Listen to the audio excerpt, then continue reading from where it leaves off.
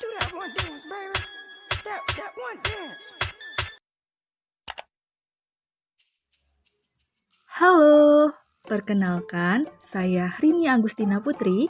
Di video kali ini saya akan menjelaskan mengenai tokoh dan perwatakan dalam fakta cerita. Sebelum membahas lebih lanjut, saya akan memulai video ini dengan sebuah pertanyaan. Apa itu tokoh dan perwatakan?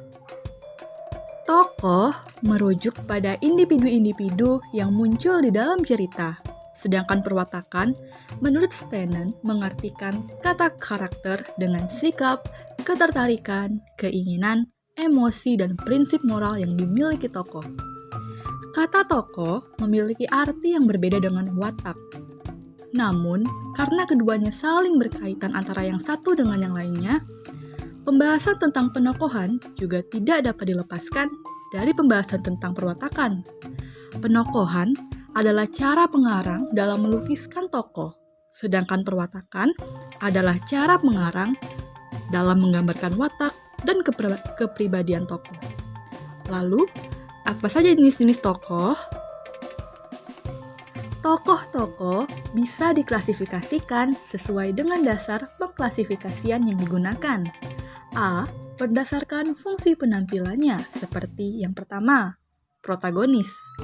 Protagonis adalah tokoh yang berkonflik dengan antagonis. Biasanya merupakan tokoh utama, pusat atau peran utama dalam cerita yang keberadaan perannya untuk mengatasi persoalan-persoalan yang muncul. Yang kedua, antagonis. Antagonis adalah tokoh yang menyebabkan masalah untuk tokoh protagonis dan selalu disorot. Yang B, berdasarkan tingkat kepentingan peranannya, seperti 1. Tokoh utama.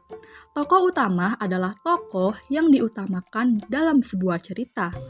Tokoh utama merupakan tokoh yang paling banyak diceritakan dan banyak hadir dalam setiap kejadian. Yang kedua, tokoh tambahan.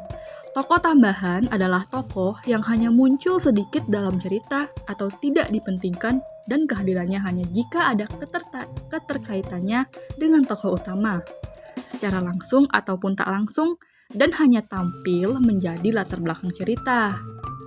Yang C, berdasarkan wataknya, seperti pertama, tokoh sederhana. Tokoh sederhana adalah tokoh yang memiliki sifat yang datar dan cenderung monoton. Dengan kata lain, tokoh sederhana hanya menampilkan satu watak tertentu, mudah dikenal dan dipahami karakternya. Yang kedua, tokoh bulat atau kompleks. Tokoh bulat adalah tokoh yang menunjukkan berbagai segi, baik buruknya kelebihan dan kelemahannya. Jadi, ada perkembangan yang terjadi pada tokoh ini. Setelah jenis-jenis watak, kita akan membahas mengenai motivasi tokoh.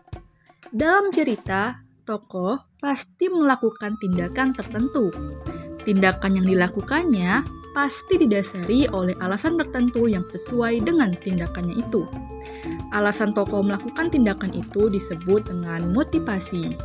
Motivasi bisa disebabkan menjadi dua jenis. Yang pertama, motivasi spesifik atau partikular, dan yang kedua, motivasi dasar atau umum general.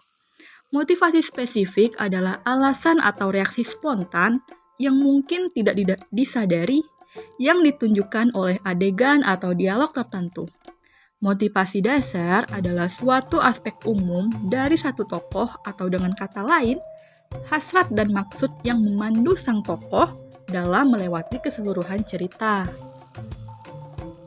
Nah, setelah mempelajari dua hal di atas, timbullah pertanyaan, bagaimana sih cara mengkaji tokoh dan perwatakan karya fiksi?